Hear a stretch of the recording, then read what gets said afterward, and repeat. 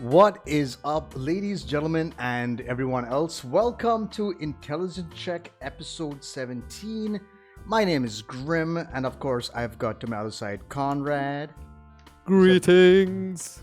We are your host as they always are. Unfortunately, no guest this week, but that's okay. But essentially, today, what we are going to be tackling is the Ranger class from the Player's Handbook and the Player's Handbook alone. However, there's going to be an addendum to some of the things that we're going to discuss. So, Con, why would you play a Ranger? Not to sound cliche, but if I want to attack from range. I mean, no, but to be very honest, like if that is my play style, if I really want to stay away and be ranged and yeah. And I think like the whole beast companion thing is actually pretty fucking cool. That's probably the main reason why I would play it, honestly. Okay. And for a couple of some other subclasses. But yeah, I think more focusing on that range damage. Yeah. Really good range damage. Yeah. I mean, Rangers are very good with the bow, as the name suggests. However, as a Ranger, you can also go in melee too.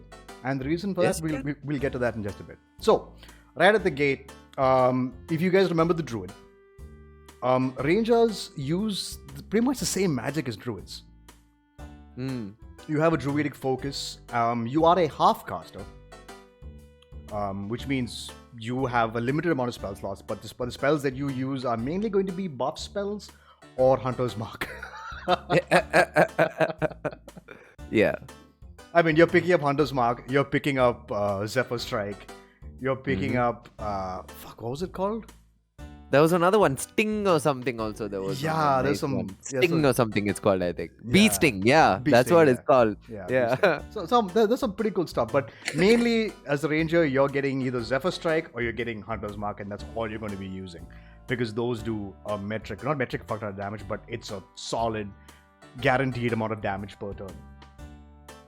But let's begin with the Ranger. As with the Paladin and the Fighter, the Ranger also gets a D10 hit dice. And you are proficient in light armor, medium armor, and shields. You are also proficient in simple weapons and martial weapons. You don't get any tools, but the tools you can always get. Hail of Thorns is also a fantastic spell. This is also true. There's also, and for tools, if you need a proficiency in tools, you can get them from your background. So that's easy peasy to figure out. Your saving throw proficiencies are strength and dexterity.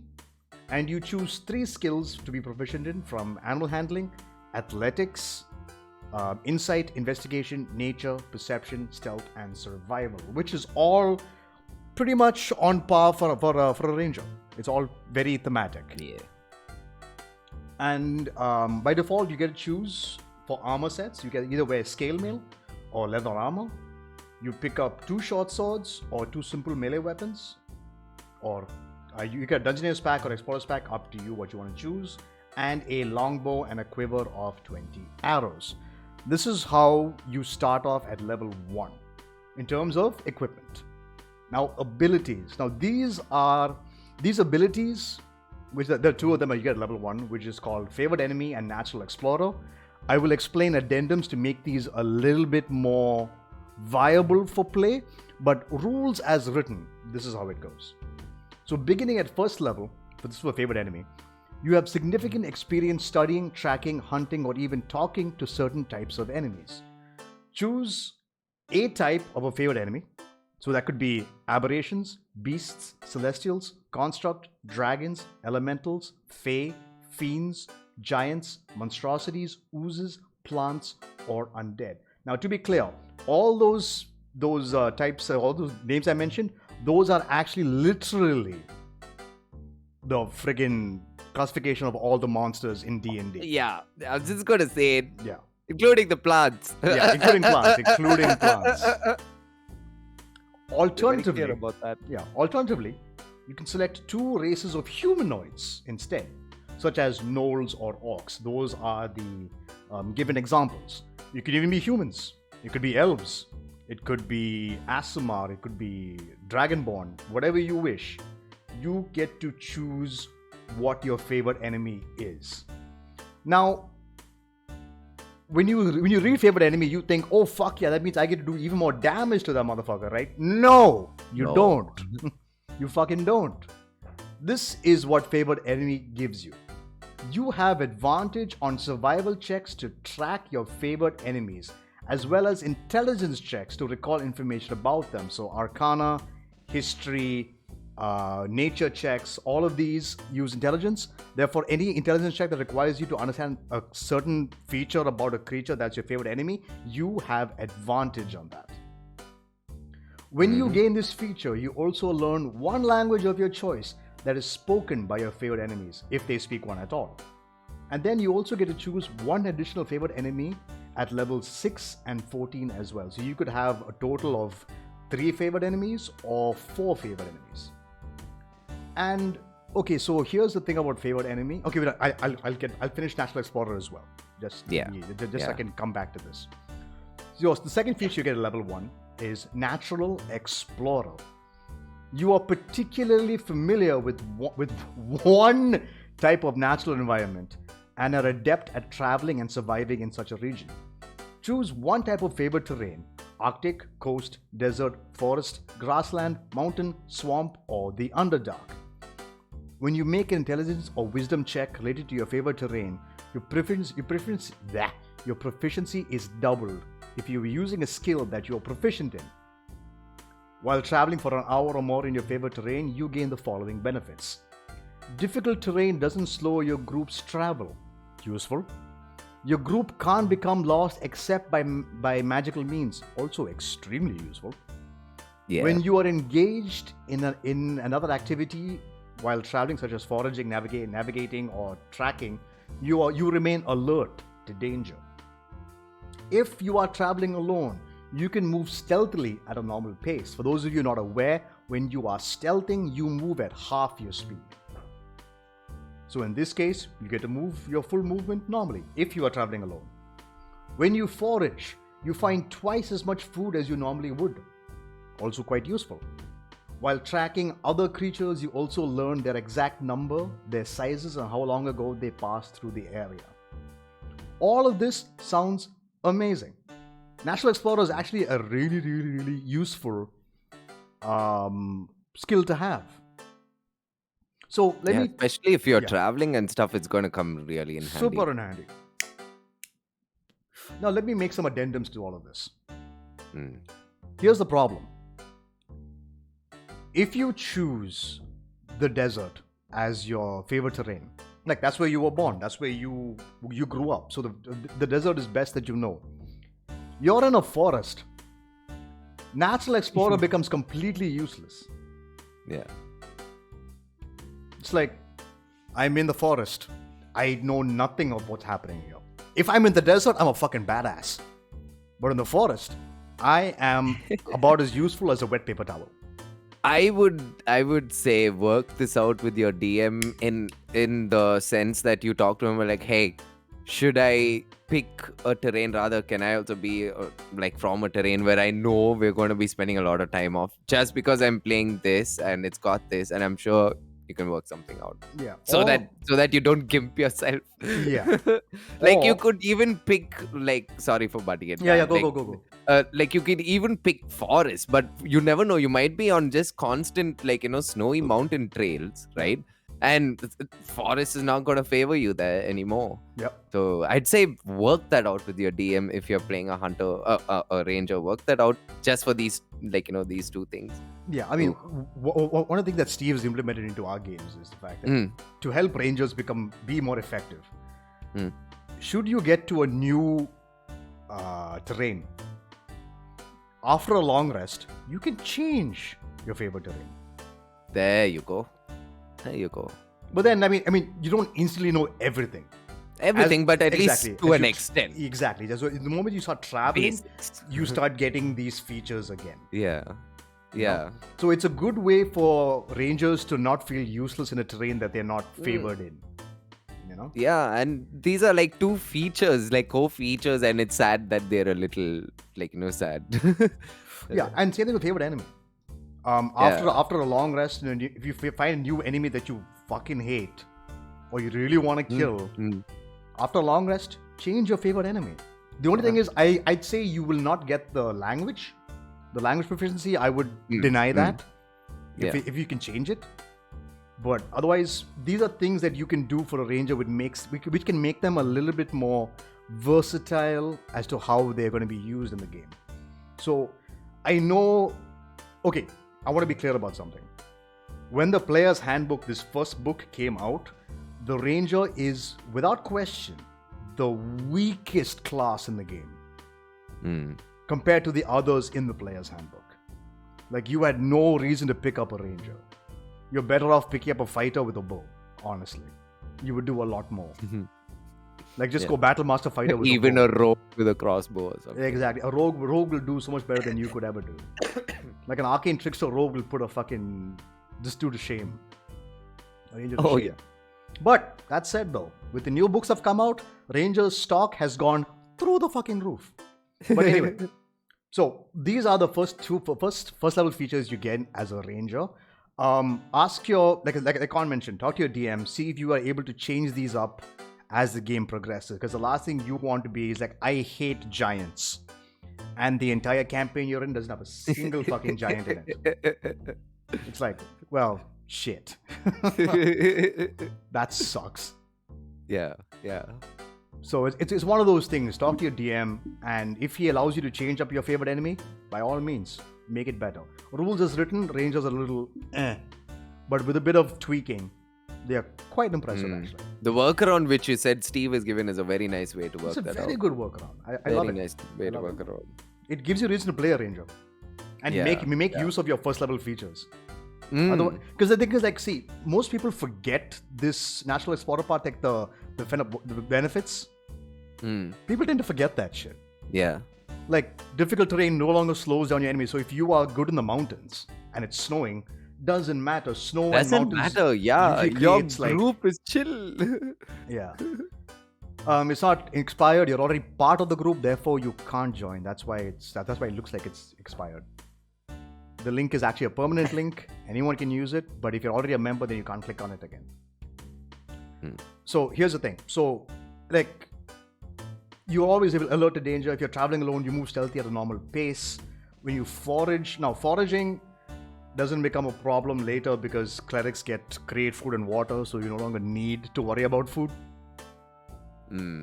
But the point is, stuff like this can happen. And these benefits are actually quite useful, and not many people forget about it. Because everyone wants to get to 3rd level when you pick your subclass. That's what they give a shit about. But they tend to forget how useful their first level abilities actually can be. And if you're allowed to change your favorite enemy and your national terrain, your favorite terrain, then you can actually be an extremely viable scout, a viable leader. Yeah. Quite impressive stuff. Like, these are core features of your class. Like, every class, like the first level or the second level feature you get, some of them don't, like, it's usually the first level features, which is some core feature which starts evolving later on. And Rangers have this, and it's sad that it's such a niche thing that you have to rework it so that, like, you know, it favors you at the end of the day. Yeah. But that's level 1. Take level 2. Okay, so at level 2, the first feature you gain is your fighting style, just like the fighter, as we saw last. And who else did we see last that had fighting style? I believe it was Paladin. Paladin, yeah.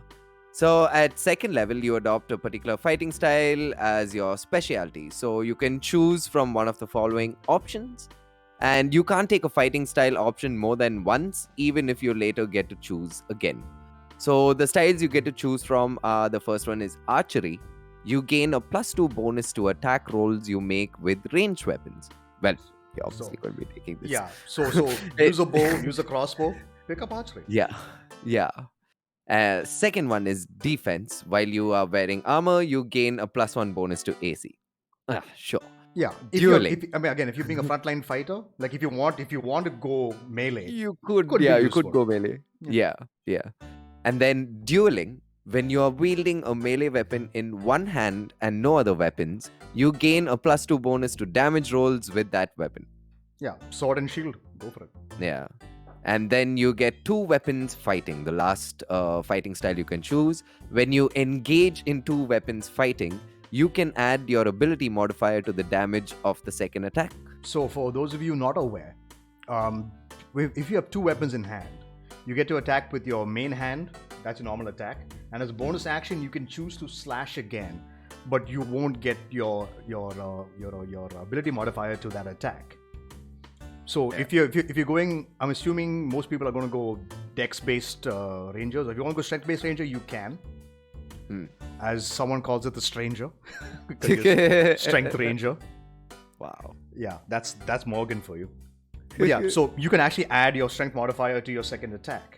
So you can wield 2 short swords or 2 scimitars or whatever you wish. You can be Dritz to Erden and do 2 attacks, like a flurry of slashes. And you get to add your modifier to the second attack damage. Otherwise, normally you don't. Like at first level, you can actually choose to have 2 swords. But your first sword is more effective than your second sword is. But it's more damage that you put out. Yeah. But you can add the modifier if you choose to weapon fighting, should you choose to go that fighting style and that weapon set. Yeah. I personally, if I ever play a ranger, I just go straight into archery. I'll be like, sure, +2 to attack rolls. Come on, at least like I'll know I'm hitting, even though my early damage might not be great. I might not have the greatest bow early game, but later on, if I get a solid as like +1 bow or something with that, ooh yeah, baby. Oh yeah, totally viable. Yeah. So, but that's the first feature you get. You get to choose your fighting style. And then, of course, the second feature is spell casting. So, fighters, it seems, rangers get to start casting spells from 2nd level onward. And so these guys, they also prepare spells just like pallies, I'm guessing, right? I don't believe so. I believe they are just like druids. They have access. They don't have access to the entire spell list. But you just know a bunch of spells.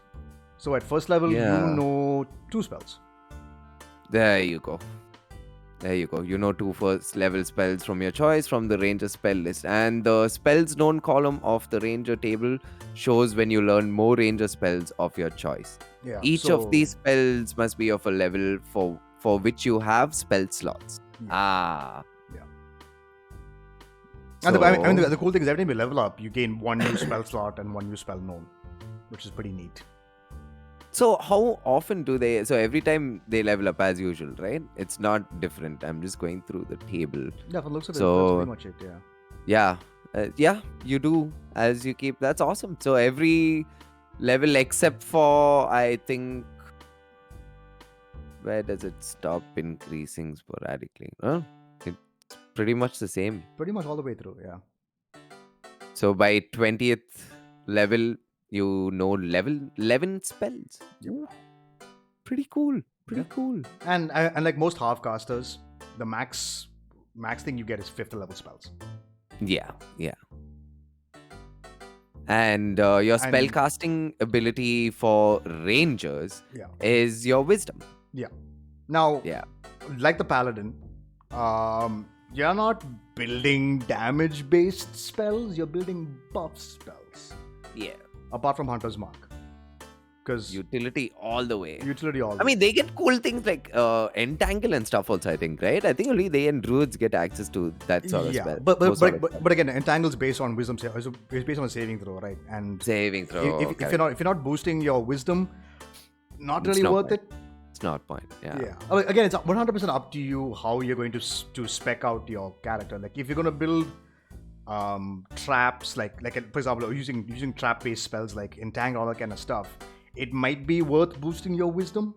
Might be worth it, but keep in mind, you're better off just shooting somebody than casting a spell, because you're giving up your action to cast that spell.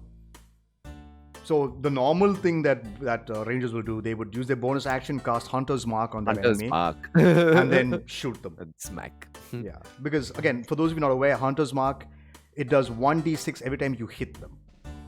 Yeah. And when you hit level 5, you'll see why that just racks up significant. Again, 1d6 not a whole lot of damage, but 1 damage is better than no damage.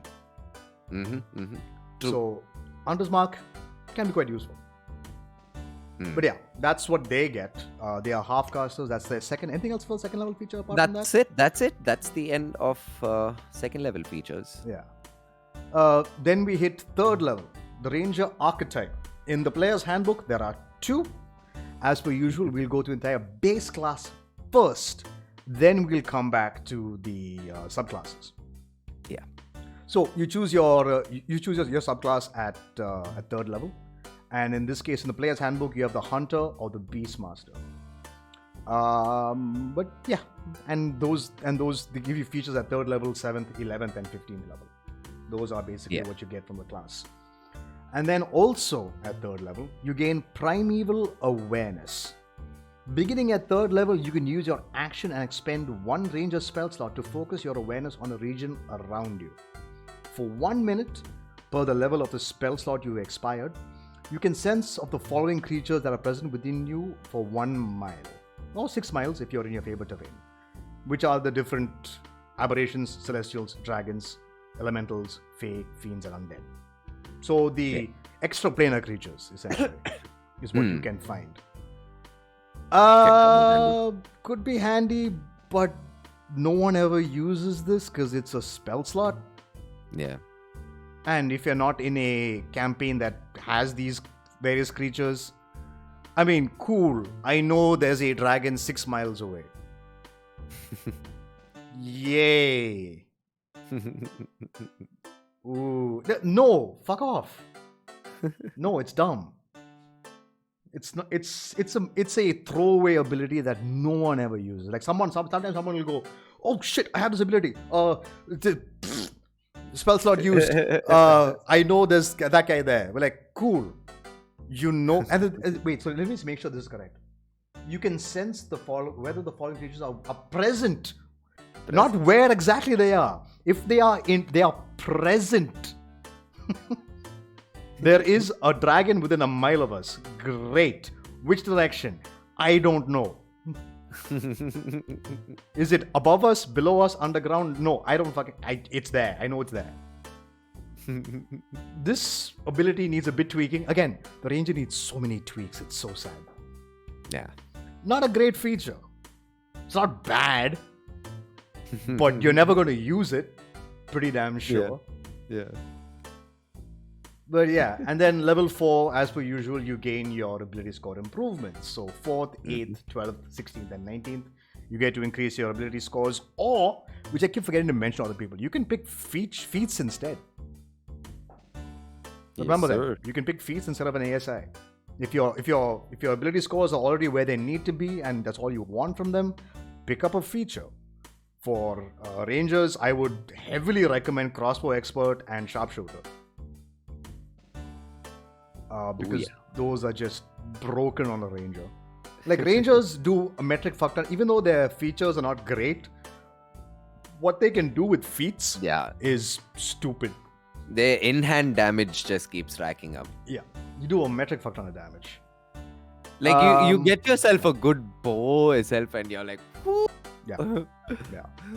Because, I mean, Sharpshooter, the reason why, again, for those of you not familiar with Sharpshooter, we have a feat episode which we did a while ago. You can go over those. Again, those feats are just purely from the player's handbook.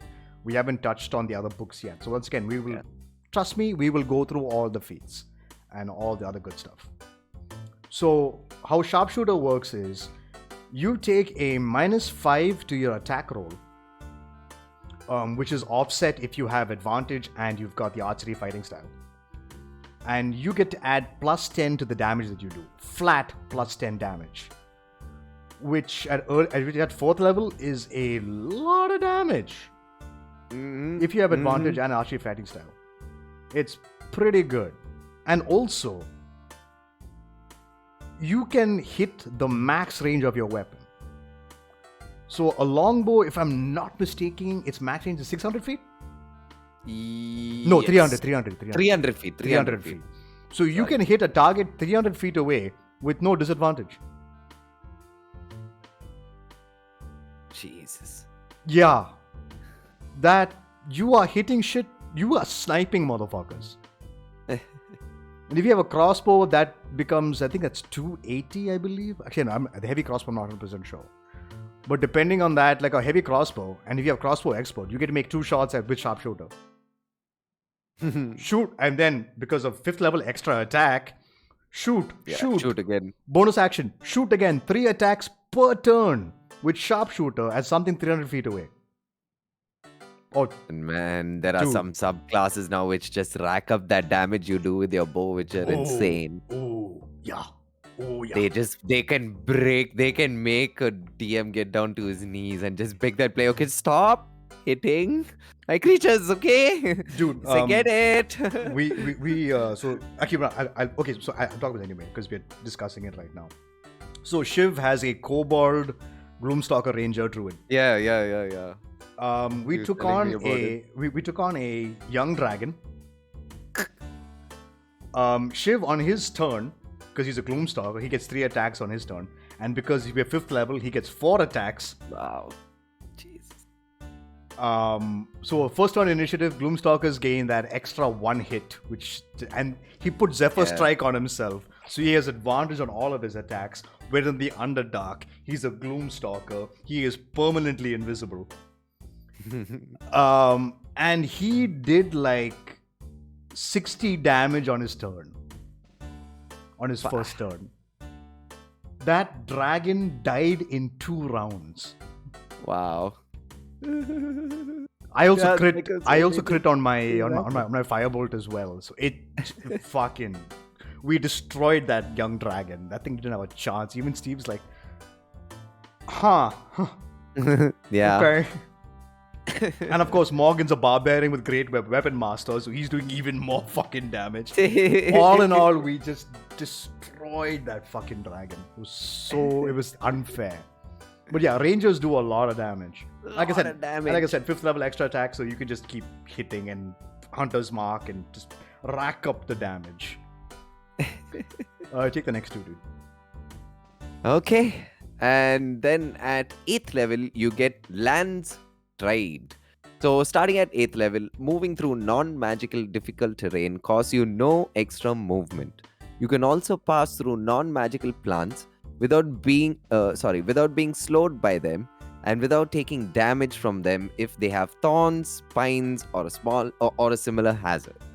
In addition, you have advantage on saving throws against plants that are magically created or manipulated to impede movement, such those created by the Entangle spell. I mean, Favorite terrain exists. Favorite terrain exists. And if you're using the rules that we said, you can change your favorite terrain, then Landstride becomes useless. This is supposed to be a higher level of favor terrain, but it's still not too great. Yeah. Like it just saves you from, and it's not like all the time your terrain's going to be horrible. Like that mechanic doesn't come into play a lot of. Yeah, like, I would say the first part of this thing is. See, I think it's non-magical. It doesn't say magical. So here's the thing: the first half of this is covered by your Natural Explorer. Yeah. The only good thing about this I don't know why they're mentioning it here. Yeah, the only good thing about the this only is thing the they're advantage. saying is this, advantage on throws. saving throws for magical. But I mean, at 8th level, as a DM, I'm not going to entangle you. I'm just going to straight up beat the shit out of you. He's going to, if he's going to hold you, he'll fucking grapple you or do something really evil to you. Then that's not just be a small entangle. I'll have a giant walk up to you, pick you up, and just yeet you across the map. Or I'll just throw a fireball at you. Good luck with that. It's like, or just, like fucking disintegrate. Yeah, it's not a great 8th level feature. It's a terrible 8th level feature. It's like, no. Feels bad. It's so bad. I'm just looking at the picture of the of this owl also in the book, and I'm having the same expression on my face. Yeah. I'm like, So sad. It's not a good feature. It's extremely mediocre. It's so sad. Yeah, but okay. Here's the word part. Advantage on saving throws against plants. Plants. Plants, yes. Against Shit, we fucking should've been more plants. against plants. So yeah, we just made it even more worse. Yeah. Moving on. Yeah. At 10th level, you get hide in plain sight. So, starting at 10th level, you can spend 1 minute creating camouflage for yourself. You must have access to fresh mud, dirt, plants, soot, and other naturally occurring materials with which to create your camouflage. Once you are camouflaged in this way, you can try to hide by pressing yourself up against a solid surface, such as a tree or wall, that is at least as tall and wide as you are. You gain a plus 10 bonus to dexterity checks as long as you remain there without moving or taking actions. Once you move or take an action or a reaction, you must camouflage yourself again to gain this benefit. Dumb. It So was dumb. so good at start, but then it's they say you have to do the whole 1 minute process again. That's what the ending means, right? You must camouflage yourself again, and to camouflage yourself, you must spend 1 minute creating No, I mean, Okay. you already made it, so you can just Okay, stand you back in already position. made it. But So fuck this. Just pass without a trace. I can do Yeah. everything I want with pass without a trace up. Pass without a trace gives a 30-foot aura of plus 10 stealth to everybody. Gloomstalker. Gloomstalkers can hide in darkness. From level 3 itself, you're just hiding in darkness. So This is such a dumb ability. Okay, wait. Let me be clear. Flavor, amazing. But 10th level? Give me extra attack again. I'd rather have extra attack than this shit.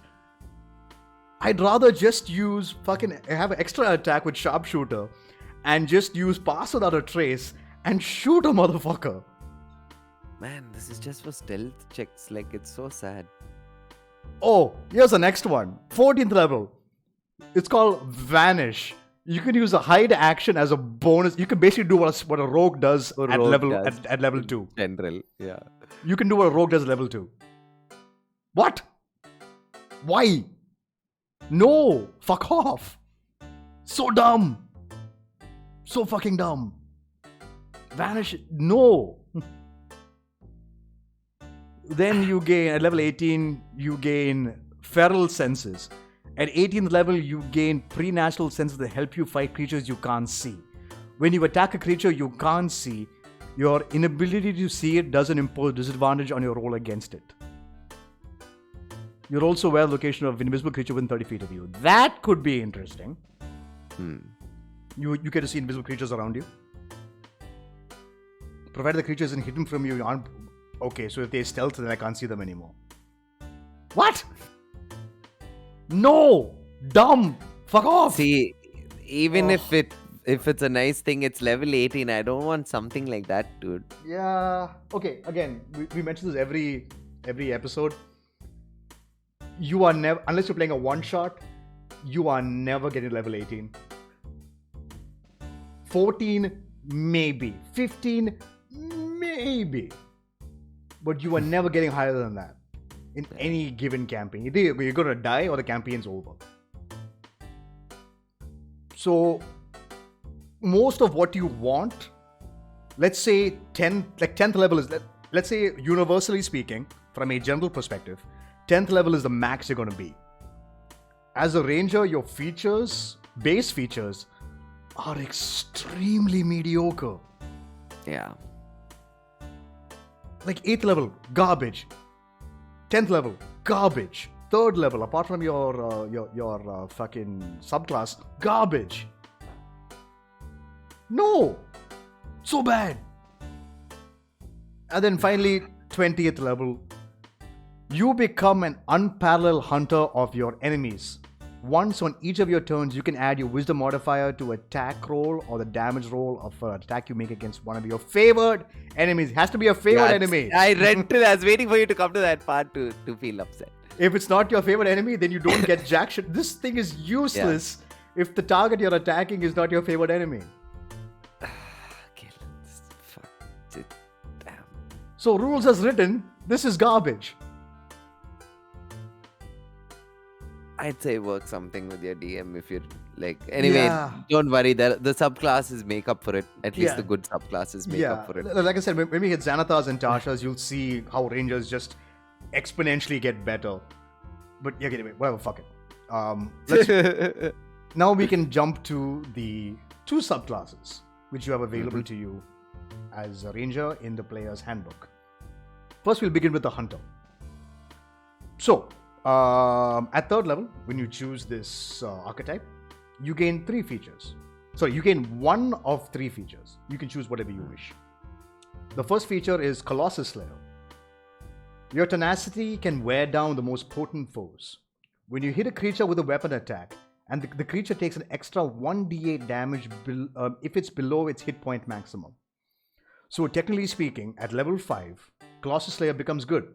Because you can hit you hit the guy the first time, you do the damage and just takes that health off. Then your second attack invokes the Colossus Slayer, and you get to do an extra d8 on your turn. So a longbow by default already has a d8. So your second attack will do 2d8 damage, which is good. Yeah. On top of Hunter's Mark, which allows you to do an extra 1d6. Or if you choose Zephyr Strike, you can put an extra d8. So you can do 3d8 in your second attack, should you wish to. And trust me, you will be spamming Zephyr Strike and or Hunter's Mark as your attacks. Yeah. Because Zephyr Strike gives you advantage. And if you're going crossbow expert sharpshooter, you want Zephyr Strike. Yeah. Pretty nuts. And you can only deal this damage once per turn. So you can do 3d8 once per turn. Which is pretty good. Pretty good. Honestly, it's pretty good damage. Pretty good damage amount. Then the next feature is Giant Killer. When a large or larger creature within 5 feet of you hits or misses you with an attack, you can immediately use a reaction to attack the creature immediately after its attack, provided you can see the creature. Here's the problem. If you're a ranger and you're using a bow or a crossbow, if you don't have crossbow expert, then Giant Killer is kind of shit. Right. Because if they're within 5, because that's the thing, has to be within 5 feet of you, so they're in melee with you. So, if you without crossbow expert, you're shooting at disadvantage, unless you're going a melee ranger. Not great. Not great. Yeah. Not great at all. Then Horde Breaker.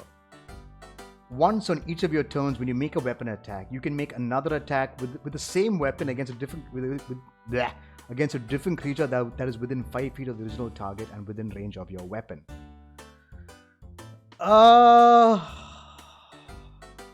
You can shoot twice, I guess. But I mean, that's the thing. Hold on. Technically, that's not bad. Pretty good. 3 attacks per turn potentially. Or 4 attacks per turn actually, because wait.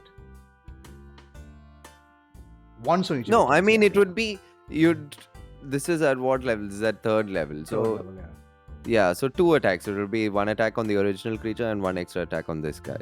Yeah. At the side. Yeah. Just go Colossus Slayer. Yeah, that one seems to be the best of the lot. Yeah, Colossus Slayer just seems a lot better to do. Honestly. Extra d8 damage is huge. Trust me, if it racks up. This racks up enough for it to matter. Yeah. So yeah, just go Colossus Slayer. Don't even bother Giant Killer or Horde Breaker. Unless you're going a melee ranger, then Giant Killer could be what you want. By all means, go for it. But otherwise, just go Colossus Slayer. If you're going crossbow or bow, just Colossus Slayer. It's good. It's good. Then 7th level, go for it, dude. And at 7th level, you get Defensive Tactics. At 7th level, you gain one of the following features of your choice. Escape the Horde. Opportunity attacks against you are made with disadvantage. Could come in handy. Then multi-attack defense. When a creature hits you with an attack, you gain a +4 bonus to AC against all subsequent attacks made by that creature for the rest of the turn. Useful. It's basically a shield. It's a free shield. Sort of, yeah, free shield. Pretty good. And at 7th level, that's quite handy. You're gonna need it. You're gonna need it, yeah. Yeah. And the last one you get to choose from is Steel Will. You have advantage on saving throws against being frightened. Not bad. Very few times you're gonna get frightened unless you're constantly facing like a creature or creatures that have innate abilities to frighten you. Yeah. I mean, I remember I mentioned that fear is a very powerful CC in It's game. super powerful. Yeah. But It's just that if you won't see too much of it. I feel at least. yeah, I mean, like I would love to use more fear tactics, which just makes my Mm. players go like, "Oh my god!" But it's useful. But I'd rather pick multi-attack defense or Yeah. if I'm a melee ranger, escape the horde. Mm. Again, if I'm melee ranger, multi-attack defense is always great. If something walks up to me and beats me 3 times, the first time it hits me, I might take the hit. Then immediately my AC goes to +4 after other hits come at me. So I could potentially just not get hit anymore. But then you've got a lot of other classes and other party members who can potentially stop them from even making more than one attack, which could just make multi-attack defense completely pointless. Like if they use Tasha's Mind Whip or they use Slow, immediately the enemy can only do one thing. So it's like, get wrecked. That's a waste of a feature. It's one of those things, you know. It's just mediocre. Then 11th level, you gain multi-attack. Again, you get to choose one of 2 features. First one is volley. You can use your action to make a ranged attack against any number of creatures within 10 feet of a point you can see within your weapon's range. You must have ammunition for each target as normal, and you make separate attack rolls for each target. Now, this should have been sooner. Like, volley sounds great. Yeah. Like, instead of giant killer and horde breaker, give me volley and whirlwind attack. I get to shoot multiple targets at once. Mm. And here's the thing. Do I get to add a D8 with the Colossus Slayer? Ooh. Do I get to add a D8 with an extra D8 with Zephyr Strike? Yeah, yes you do. I mean, Which means- Colossus Slayer just says you hit a creature with a weapon attack. That's about it. Yeah, so this could be good. 11th level, though. But you can... It's hidden up there. Yeah, it's locked up there. There's a lot of fucking attacks you can make on your turn. Now, here's the thing. You can use it... use your action to make... Yeah, it's only your action to do this. You can't use extra attack to do it again. At least I don't think so. Because if you could do that, you can just... Wow. Potentially quite impressive. Potentially. And then, of course, whirlwind attack. If you go a melee ranger, you get to make a melee attack against any number of creatures within 5 feet of you with a separate attack roll for each. So you essentially turn into a dervish of blades. So you can just go spinning around, hitting everybody. And at level level, you'll be doing some significant amount of damage, considering maybe you've picked up a couple of feats to augment this. Yeah. All that kind of stuff. Yeah. Good magical weapons. Yeah, good magical weapons. Yeah. Could be good. Could be fun. But it's 11th level though. Very late game. Yeah. In terms of campaigns. Yeah, in terms of campaigns. Quite late game. Take the last one, dude. And then at 15th level, you get Superior Hunter's Defense. So you gain one of the following features of your choice. First one is Evasion. You can nimbly dodge out. Which is a feature rangers, rogues and monks get a level 6. Level 15 to get evasion. So dumb. Okay, go on. You can dodge out of the way of certain area effects such as a red dragon's fiery breath or a lightning bolt spell. When you are subjected to an effect that allows you to make a dexterity saving throw to take only half damage, you instead take no damage if you succeed on the saving throw and only half damage if you fail. Yeah. Yep, that's what rogues, as Paul said, rogues and monks get quite earlier. Quite much earlier in the game. Yeah. Just no. And the second feature is Stand Against the Tide. When a hostile creature misses you with a melee attack, you can use your reaction to force that creature to repeat the same attack against another creature other than itself of your choice. Could be interesting. Mm-hmm. Could be. Yeah, I mean, like a wizard throwing a solid attack spell at you and he misses, and you're Melee, like, oh, melee. that's it. No, it's Oh, is melee it only. melee? Melee It's only. melee. Yeah. Then it's, yeah, So, sure. so here's the problem. What if there's no one next to you to dig at them? Yeah, or your allies next to you. Yeah, it's. I'm like, You're gonna get him? No. Yeah, make enemy hit my ally instead. Like, no, dude, why the fuck would I do that? That's terrible. No, it's not a good attack. Fuck that. Uncanny dodge. Uncanny dodge. Rogues already Again, get this. another feature that rogues and monks. Rogues get. Rogues get, yeah. When an attacker that you can see hits you with an attack, you can use your reaction to half the attack's damage. Why am I even reading it? It's so read dumb. This feature. So dumb. It's so But dumb. yes, I read it out anyways. Yeah. Uncanny dodge is a feature rogues get significantly earlier in the game for their level. The hunter has potential, but it's just bad. Yeah. Like, why can't instead of superior hunter's defense, why can't I just pick another of my other skills? Why can't I pick multi-attack defense instead again? Or I can pick up Steel Will, or I can pick up Escape the Horde. Like, allow me to choose more than one type of feature here, which I get at 3rd and 7th level and 11th.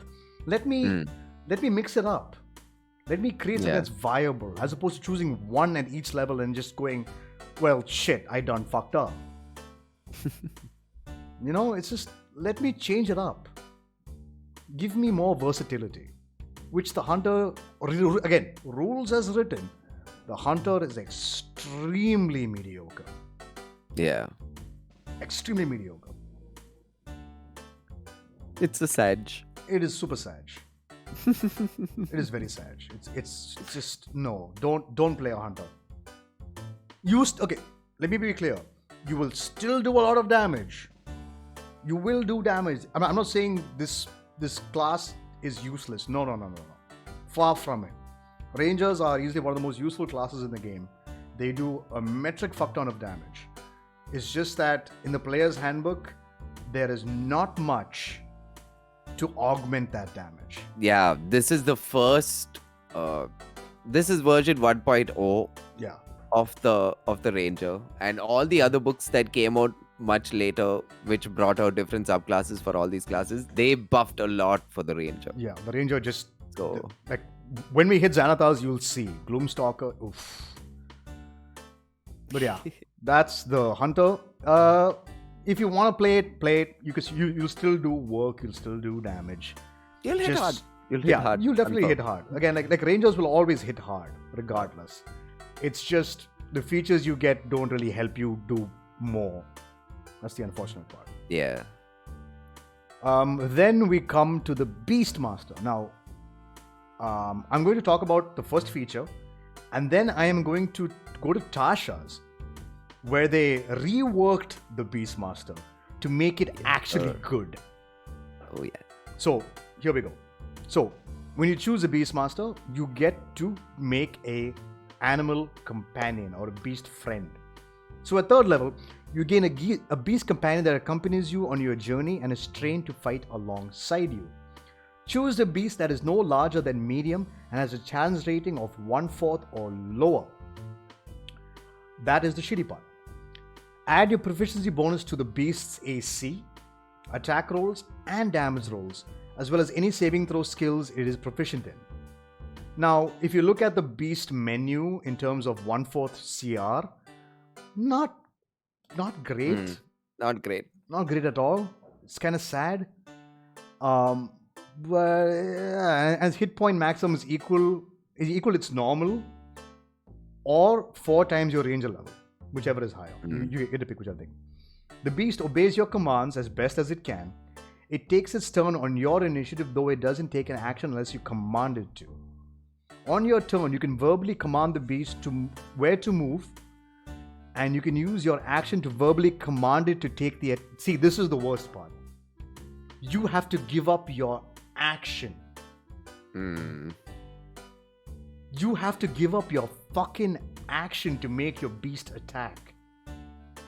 But you can also when you finish it, it does complement it in a way. But here's the thing. Once you have extra attack, you can attack once and then make your beast attack. Yeah. Which is still kind of horrible. Yeah. And then if your beast dies, you can obtain another one by spending 8 hours magically bonding. So you gotta find another creature. You have to find another creature that isn't hostile to you and spend 8 hours with it and make it your new beast companion. So if I was the DM, I'll be like, okay, do an animal handling check on this new creature. You rolled a 1, it mauls you. And keeps mauling you until you kill it. You're like, okay, that's a dead animal. Now suddenly you're going through a whole plane of like a whole part of the game where there are no animals anywhere. I no longer have an animal companion. So immediately my first level, my first feature as a beast master is completely useless. Yeah. Now, and your entire subclass becomes useless. Actually. Yeah. So now let's jump to Tasha's and how they fixed this. Okay. So in Tasha's, if you choose to use the Tasha's rules, of course, your ranger companion feature is replaced by primal companion. You magically summon a primal beast which draws strength from your blood with nature, your bond with nature. The beast is friendly to you and your companions and obeys your commands. In combat, the beast acts on your turn. It can move and use its reaction on its own, but only take the action as dodge action. The only action you can take is the dodge action unless you take a bonus action to command it to take an action. So the different choices you have are the beast of the land, the beast of the sea, or the beast of the sky. And the best part about this is you can flavor these creatures to look like whatever you want. Which is pretty good. So another thing that you can do, you can also sacrifice one of your attacks when you take an attack action to command the beast to take another attack action. Yeah. So if you're a melee ranger and your beast is somewhere far away and you're up in front of an enemy and your beast is attacking something else, say your allies kill the creature in front of you and you can't get to the other creature that your beast is attacking, you can make your beast make 2 attacks. This is so much better. It's pretty awesome. And the beasts are pretty cool also. They're pretty cool. So a beast of the land. Okay. So its stat block is something. So its AC is at base level 13 plus your proficiency bonus. That'll be a natural armor. So this thing gets stronger as you level up. So at level 20, you have a +6, I believe, to your proficiency bonus. I think so. I think it's +6. I think it's +6. Yeah. So 19 AC for your beast. I mean, at high level, not great. I mean, it's still something. It's still better because in. You are tankier than the wizard. Yeah, in PHP, if you have another a quarter rating beast with you, that's not gonna level up with you. Okay. Yeah, that thing's gonna remain like that only. Yeah, it's just not great. This is a magical beast that you're summoning, and it levels up as you level up. Yeah. So the beast moves. It has 2 abilities: charge and primal bond. If the beast moves up to 20 feet straight forward at a target and hits it with a maul attack on the same turn, the target takes an extra 1d6 slashing damage. And if that target is a creature, it must succeed on strength saving throw against your spell save DC or be knocked prone. Now, the prone condition is terrible if you're a bow wielding ranger. Because any attacks on a prone target that are ranged have disadvantage. But if you're a melee attacker, this is great. Yeah. Like beast is standing back there. You command it to run forward to attack. It knocks the target over. You have extra attack. Slash twice on the prone target for it with advantage. Pretty good. So that's the beast of the land. Pretty simple. It's got 40 speed 40 speed, bro. and 40 climb. 40 climb. Pretty Yeah. good. Yeah. Then you got beast of the sea. Once again, 13 plus your proficiency bonus, and also its health is equal to 5 times your ranger level. Yeah. This one is, of course, a beast of the sea. So its speed normally is 5 feet, but its swimming speed is 60 feet. So if you are in the ocean, you're in an underwater fight or whatever, you've got water breathing and all that good stuff, beast of the sea, and it is effective. It'll do some shit. Oh, yeah. Be super cool also. Yeah. I mean, most people are going to be octopus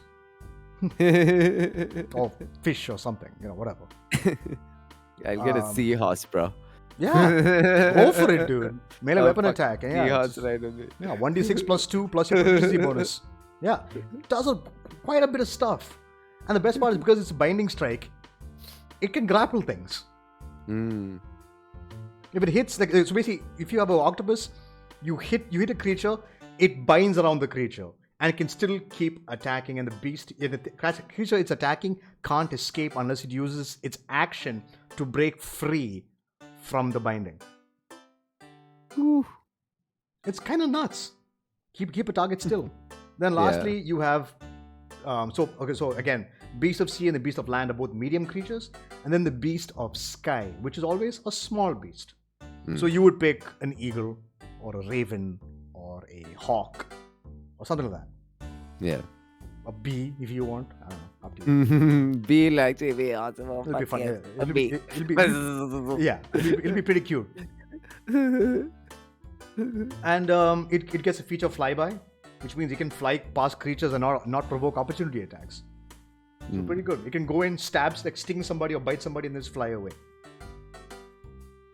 And I mean, its attacks are okay. Again, like this is one of those. It's up to you what you want to do. Yeah. But these are significantly better than the options given to you in the player's Oh handbook. yeah. Oh yeah. Because these. So if the beast has died within the last hour, you can use your action to touch its corpse, expend a spell slot, and you can bring it back. Yeah. That's all. That's it. It's back. Yep. It's they really fixed it. They really yeah, fixed and then after a long rest, you can change out whichever one you want. You want a piece of the land? Go for it. You want a piece of the sea? That's what makes it even more cool because you don't get handicapped with just one type of beast. Yeah. So the moment you start sailing, you're like, okay, I'm gonna like once we sleep, I'm gonna summon something else. Yeah. Get the beast of the sea and awesome. So much better. So if you're gonna play a Beastmaster, you must use Tasha's rules or you're trolling. Yeah. This is the only viable way to play a Beastmaster. Everything else is extremely inconvenient. Now, the reason why that's good, we'll get back to this. So, as a Ranger Companion thing, you get to choose whatever creature you want and blah, blah, blah, blah, blah, blah, blah. Then you get exceptional training. Beginning at 7th level, on any of your turns, when your Beast Companion doesn't attack, you can use a bonus action to command the beast to take the dash action, disengage, dodge, or help action on its turn. You could potentially set it up for something else. You could set up your players for It's a something. good setup thing, yeah. Yeah, like I'll have my thing help my wizard or help my fighter or barbarian. Or Yeah, whatever. yeah. Yeah. I mean, technically speaking, though, I would say his ability to get the help action can be done as a bonus action with the new rules. I'm like, help that guy. Just go help them. You are just a glorified familiar. Go help. True, because it takes bonus action to it. Yeah. Correct. Yeah. Exactly, yeah. So I'm like, no. Just no. Except training immediately goes out the window the moment you use Tasha's rules. Yeah. Take the last one, dude. And then at 11th level, you get a Bestial Fury. Your beast companion can make 2 attacks when you command it to use the attack action. Tasha's rules, level 3. I can make it do 2 attacks if I want to. Yeah. They've kind of see, this is what I was saying a little while earlier. The base ranger was so bad that they've really buffed everything in the new books, guys. Don't worry, play the range. Just use a lot of the new books if you're playing range. Yeah. Just use the base of stuff. Of course, you have to take from PHP, but everything else, the subclasses, yeah, just go to the other books. Seriously. Yeah. And the last feature, which at 15th level you get share spells. So beginning at 15th level, when you cast a spell targeting yourself, you can also affect your beast companion with the spell if the beast is within 30 feet of you. What am I going to be using on myself with as a range? Zephyr Strike? Zephyr Strike? Oh, okay. But yeah, no, but sure. but then again, your beast can't attack until the next turn because it's your bonus action to cast Zephyr Strike. So it's like, no. Do you have invisibility? Do they get access to invisibility? That's a good question. I actually have no idea. I don't know if Rangers get access to invisibility. They do. Maybe you do that. Yeah, potentially. I mean, potentially. Other than that, I'm trying to think. They don't. Do they get healing spells? Yeah, you get cure wounds, right? Yeah, but then that's only if you target yourself. You can't target somebody else. So this is when you cast a spell targeting yourself. Yeah. You can also affect your. So you could heal yourself. Cast cure wounds on yourself. And yeah. You could do that. No, they do not get invisibility. For me, that would have been the coolest thing out of the round, honestly. Cure wounds is good also, though. Yeah. Cure wounds is good. Yeah. But it's just the player's handbook Ranger is not good. Yeah, it's not good. It's not good. Is it a bad class? No. It does. It can do damage. You hit hard. If you're going to play the Beastmaster, you will play the Tasha's version or don't play it at all. Yeah. Hunter is it's mediocre, but you can still do damage. It's just potential is there and it needs so much help. Like the monk, the ranger needs so much help to be viable late game. Actually, no, not help. It needs tweaking. The monk needs help. The ranger needs tweaking. Couple of tweaks here and there. It needs a rework. It needs a full base rework, honestly. Yeah, the base class does need a rework. But that said, that is the entire ranger class from the player's handbook.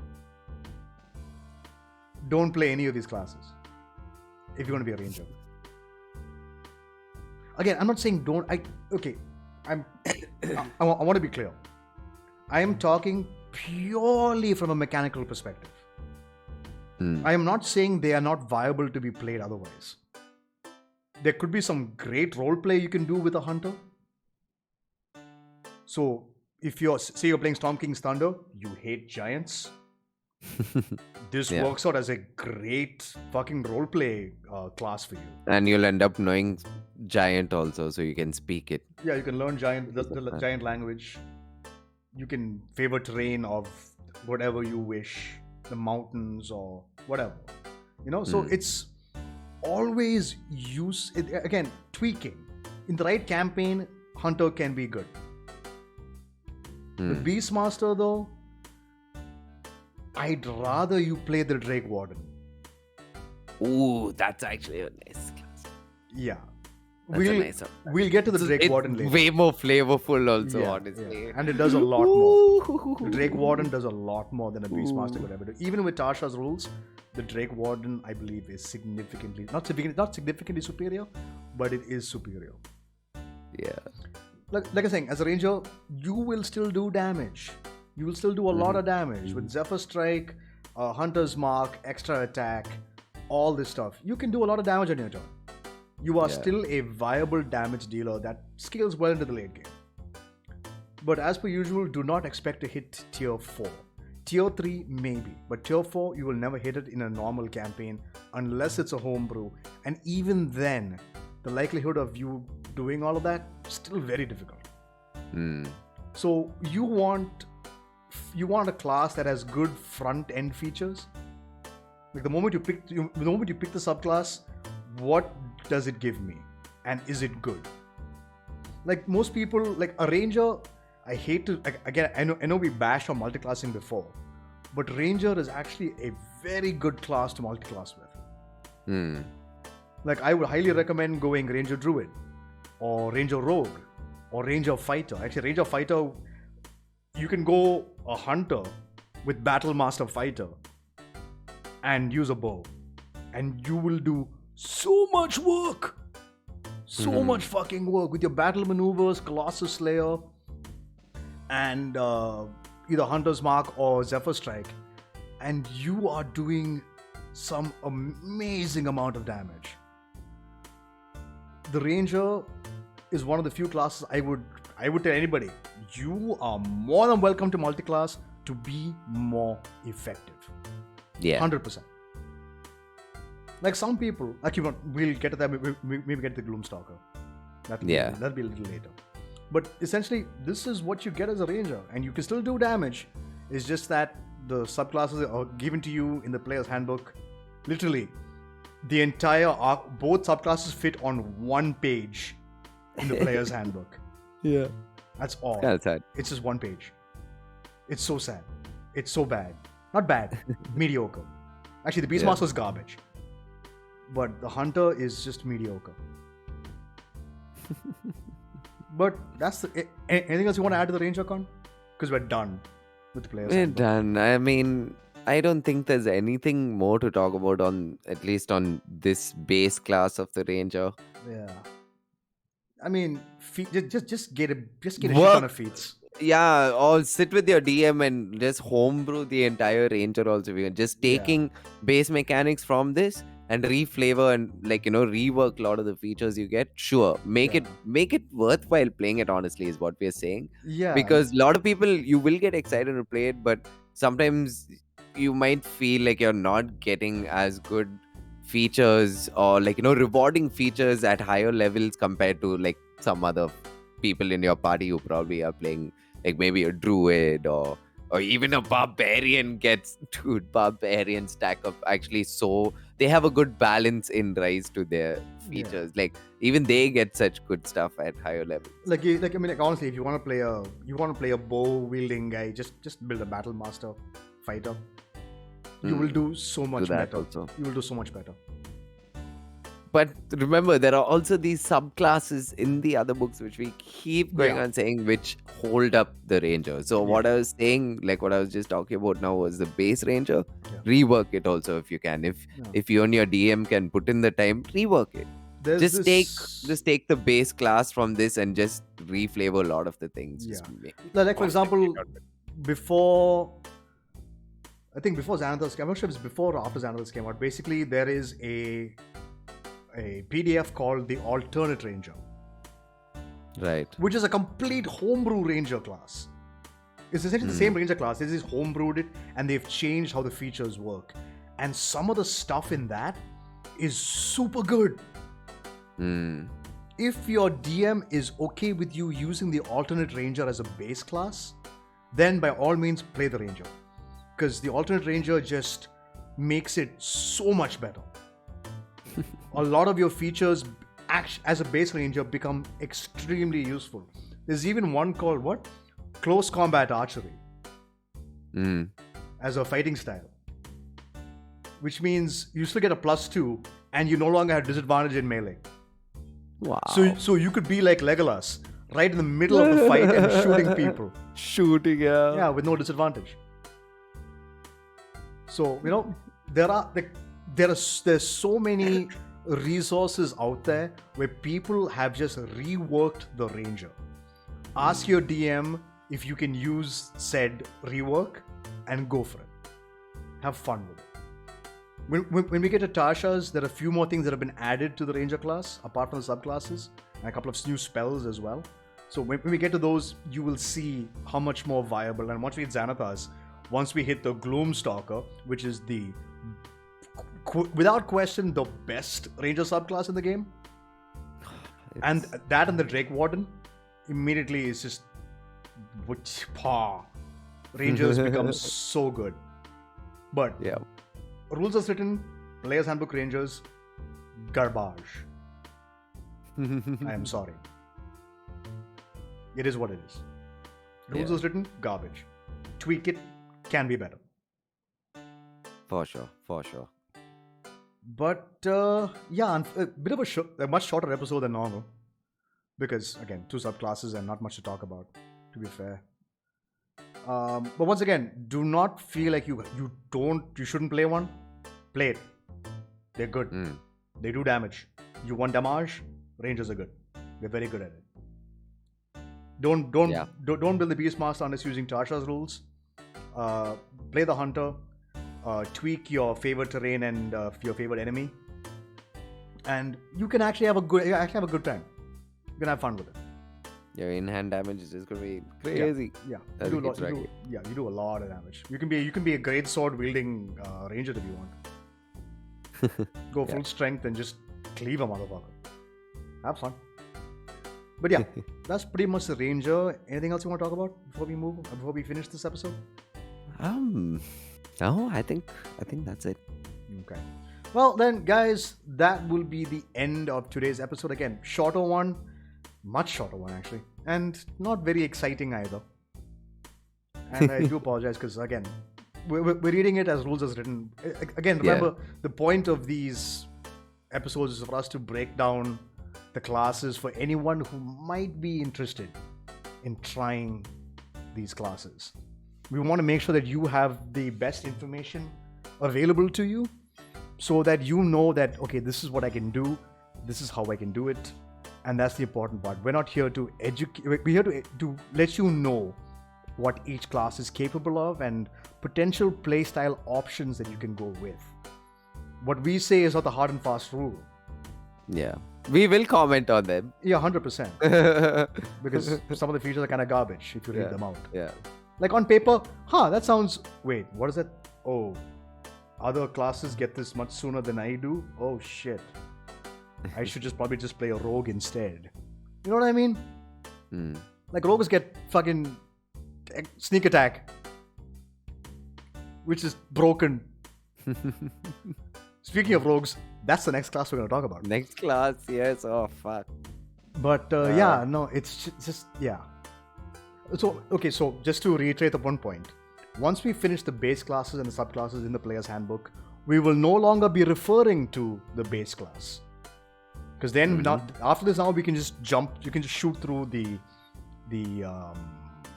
subclasses. Oh, yeah. And those will be much faster than these episodes.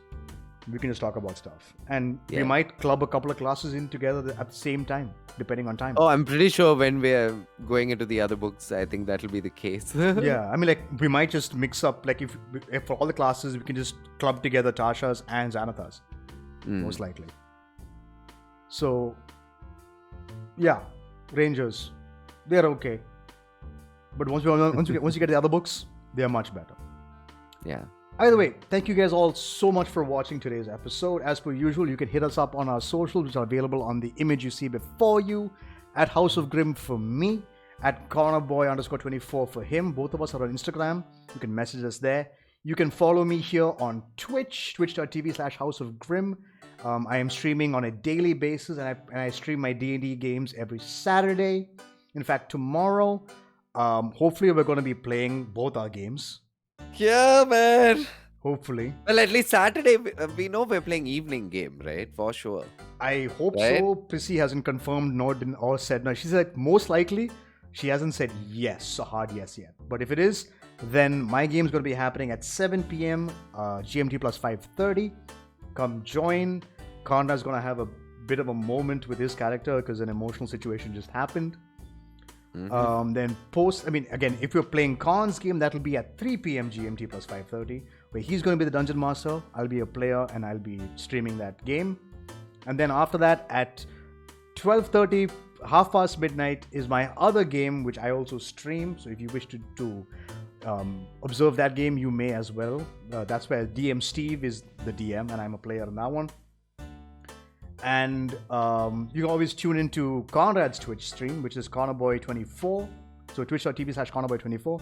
You can follow him there. You can see his Twitch channel there in the chat. You can drop by with him, give him a follow, give him a subscribe.